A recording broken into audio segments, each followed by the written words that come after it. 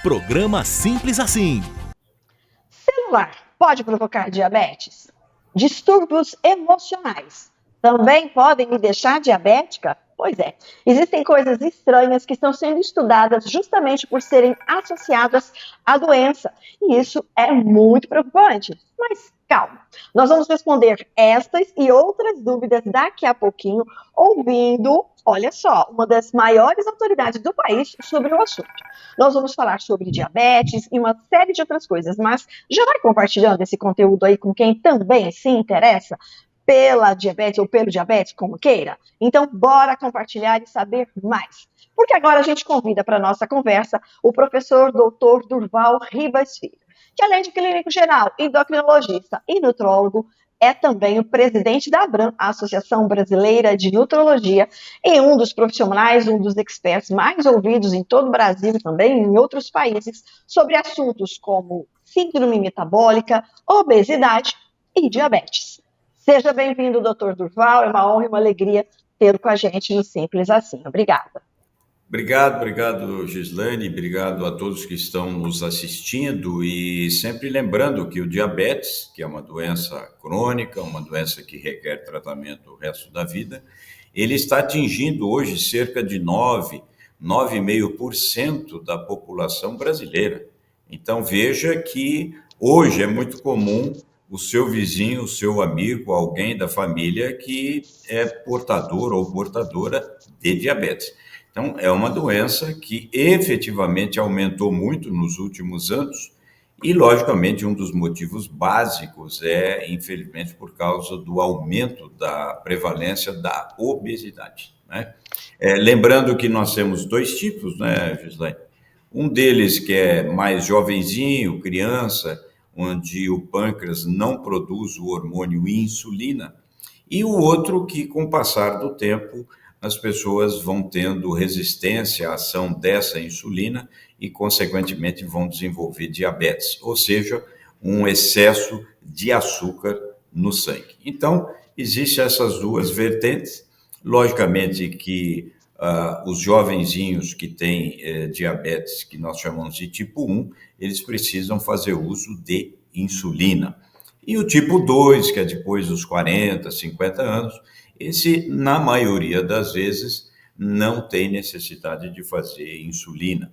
Mas, independente disso, é uma doença grave, tem que ser tratada, tem que ser bem conduzida, bem monitorada, e a pessoa vai ter uma vida normal, sem problema nenhum.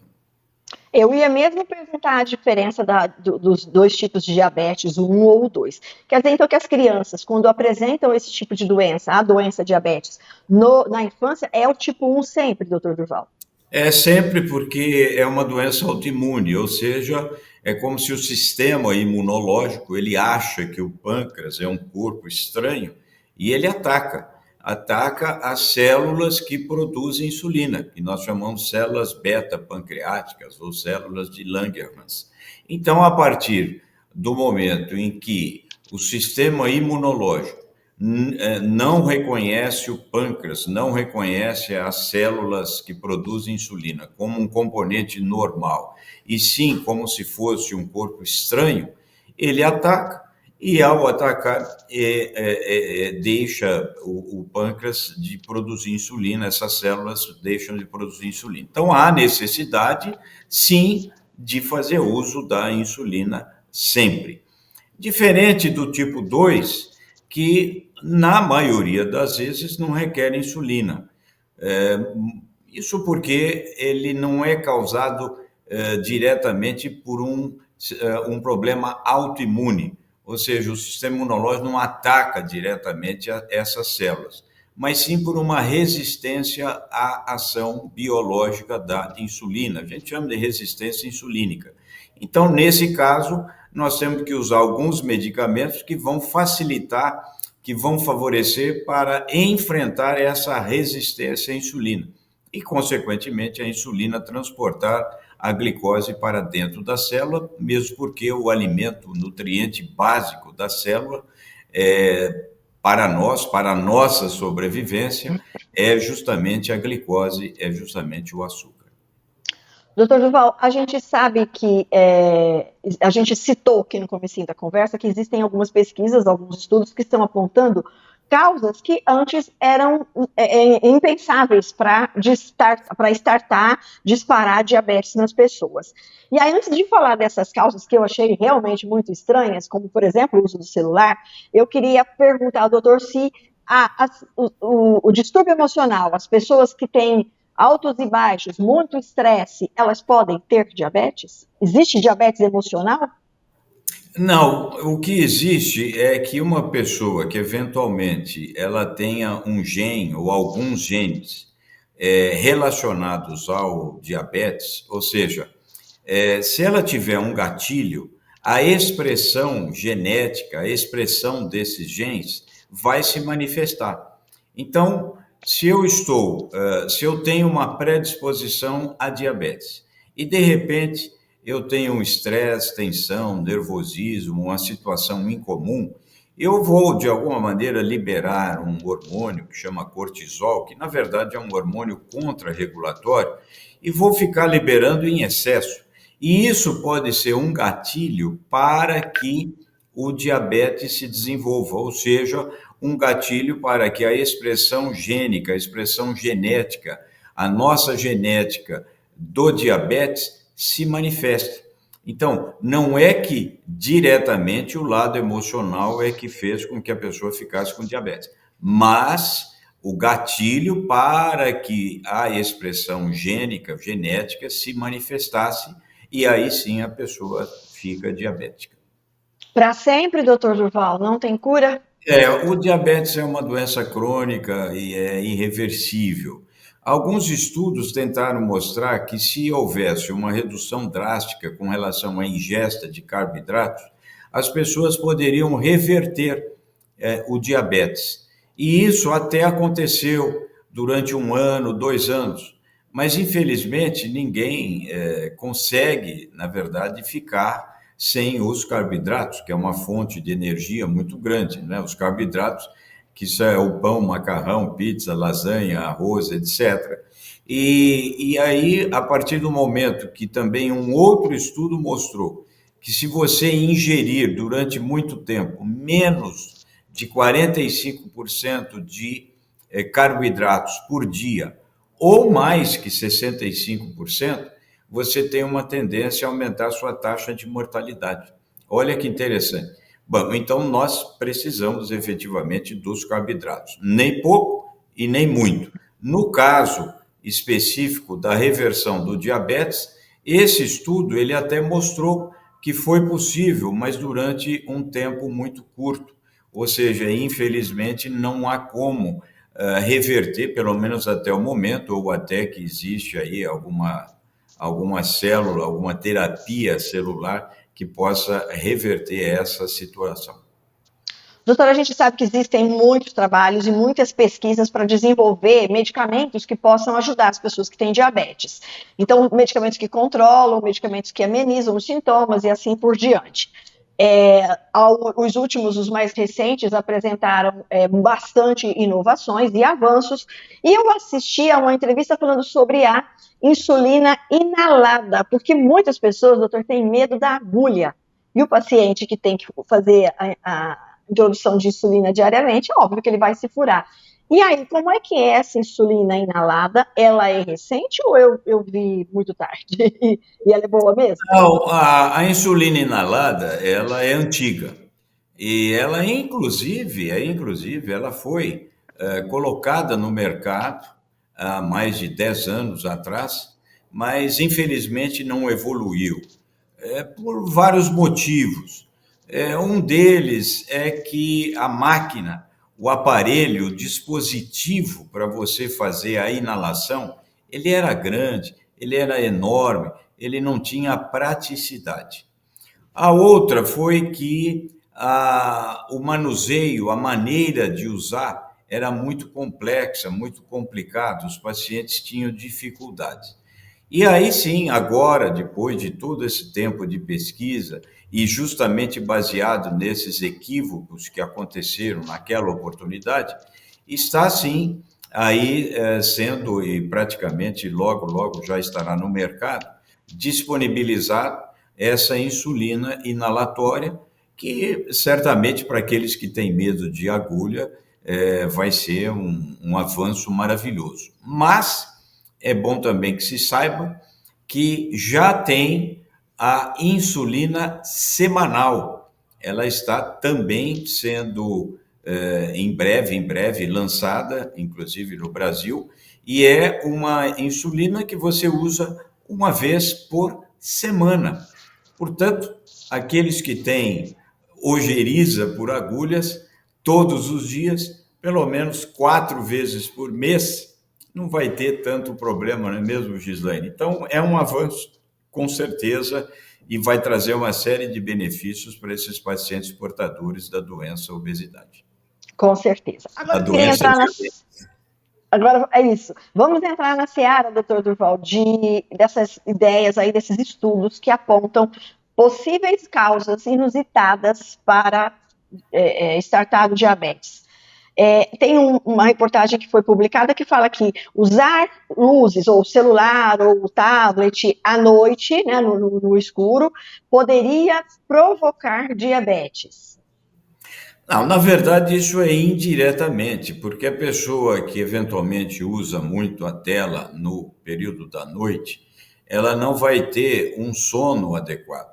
E com isso haverá uma liberação maior de alguns hormônios, principalmente um que se chama grelina e um outro menor, que se chama PYY, que são hormônios que interagem diretamente nos chamados núcleos hipotalâmicos relacionados à nossa homeostase energética, ou seja, a nossa energia, o nosso equilíbrio de energia e também, e principalmente, a fome e a saciedade. Então, indiretamente, sem dúvida alguma que o uso do celular à noite, ele interfere no sono e por isso é que ele indiretamente ele pode favorecer para que haja o desenvolvimento do diabetes, né?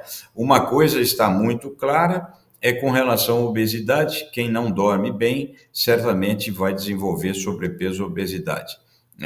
No dia seguinte, por exemplo, há uma tendência a pessoa ingerir 95 calorias a mais, quem não dorme bem, ingerir naturalmente, né? 90, 100 calorias a mais.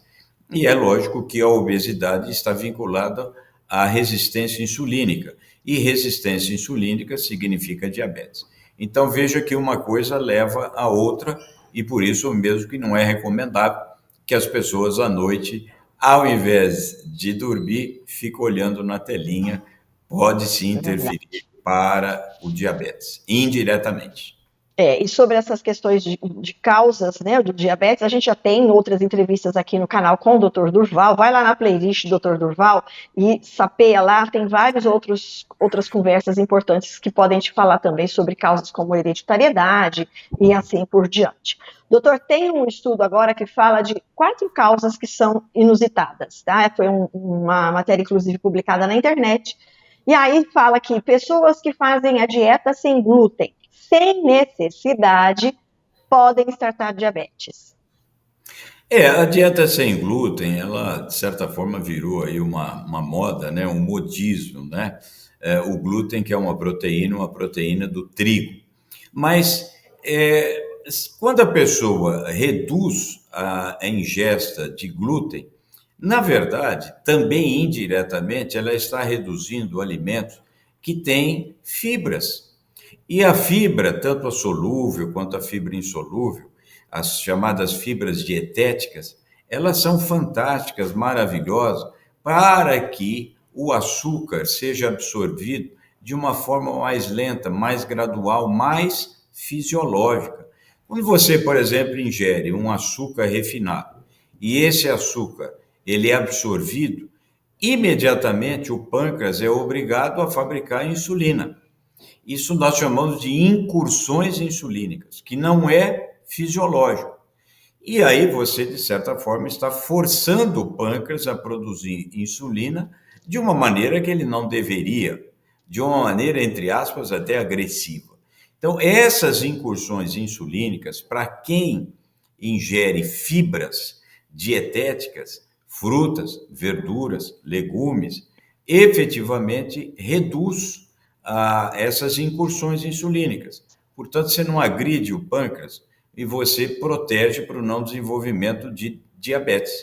Então, as fibras estão principalmente nos alimentos integrais, nos grãos integrais. Então, quem não ingere glúten, e é importante que se saiba, existe sim pessoas que não podem, que não devem ingerir glúten, mas existem exames específicos que mostram se esses pacientes têm efetivamente intolerância ao glúten. Esses, sem dúvida alguma, não podem ingerir. Assim como quando a gente fala, fulano tem intolerância à lactose. Ok, esse não deve ingerir o leite que tem lactose. Então, que é o açúcar do leite. No caso do glúten é semelhante. Mas tirando essas pessoas, que logicamente não são muitas, né, em termos percentuais, o glúten faz bem, pode ser ingerido e é um exemplo típico de que a não ingesta de glúten pode aumentar a possibilidade do desenvolvimento de diabetes, né? Esses estudos mostram, inclusive, em 13% a possibilidade do aumento do desenvolvimento do diabetes em quem não ingere glúten. Bom, bora lá que eu tenho mais 3 itens e o tempo está acabando. Doutor, cortar o café. Tem muita gente, aliás, também tem no canal matéria sobre o café, e as pessoas falam que o estudo feito em Harvard aponta que cortar o café em 1 copo por dia, em mais de 1 copo por dia, aumenta 17% a propensão de ter diabetes. Olha, 3 a 5 xícaras por dia de café reduzem de 17% a 24% a chance de você desenvolver diabetes. Qual o motivo? O café ele evita a hiperglicemia pós-prandial, o aumento do açúcar depois de uma refeição. Por isso mesmo, quando você for almoçar ou jantar, tome um cafezinho sem açúcar, que você está protegendo para o não desenvolvimento de diabetes, reduz a hiperglicemia pós-prandial. Bom, e a outra são as estatinas, que são aqueles medicamentos, salvo engano, que são tomados por aquelas pessoas que têm que controlar o colesterol. É isso, doutor? Parece que as estatinas também startam diabetes. Tem vários tipos de estatina, uma delas talvez é a que menos interfira, mas os estudos ainda eles não são conclusivos. O que é importante? É que as pessoas que eventualmente fazem uso, e há um grande número de pessoas que fazem uso de estatinas para o colesterol alto, de repente, quando fez uso e o colesterol normalizou, ao invés de tomar todos os dias, tome um dia sim, um dia não, 2 vezes, 3 vezes por semana. O monitoramento médico, converse com o seu médico especialista é fundamental, porque senão a aversão do fato científico fica mais forte que o fato científico. O fato científico não é que estatina dá diabetes, é que o uso crônico inadequado é que pode favorecer para que a pessoa venha a desenvolver ou aumenta um pouquinho a glicemia, o açúcar no sangue. Então, converse com o seu médico, porque não é exatamente isso. Vou tomar estatina, vou desenvolver diabetes. Absolutamente não é isso. E a última e mais estranha, a solidão pode dar diabetes? Não, a solidão ela pode dar diabetes indiretamente, porque uma pessoa sozinha ela tem tendência a ser mais beliscadeira. Ela está mais em casa, abre a geladeira, come mais, procura mais a comida e principalmente os doces, os carboidratos refinados. E é por isso que, efetivamente, se ele já tem uma predisposição, esse seria um gatilho, indiretamente. Então, você vê que esses 4 itens, né, Gislane, que você citou, todos eles indiretamente podem contribuir para o desenvolvimento de diabetes, mas não diretamente. Doutor, muito obrigada, viu, pela sua participação mais uma vez e por estar aqui com essas palestras que são tão instrutivas e tão importantes para a nossa vida. Muito obrigada. Eu que agradeço, um abraço a você e a todos que nos assistem. Muito obrigado.